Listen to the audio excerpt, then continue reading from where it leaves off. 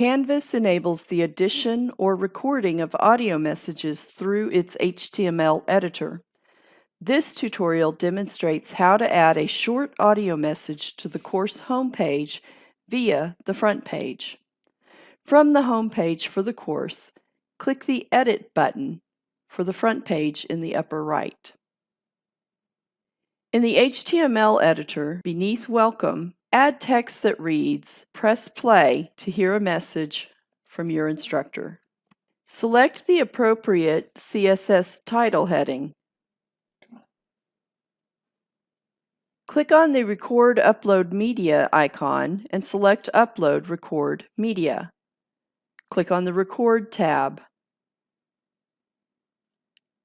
Set the webcam to no video. Click on Start Recording. Record your message and click Finish or Start Over to re-record. Click the Play button to listen to your message. When it is as you wish, name the audio and click Save. Click Save on the front page and enter Student View to preview the home page and to check the audio message.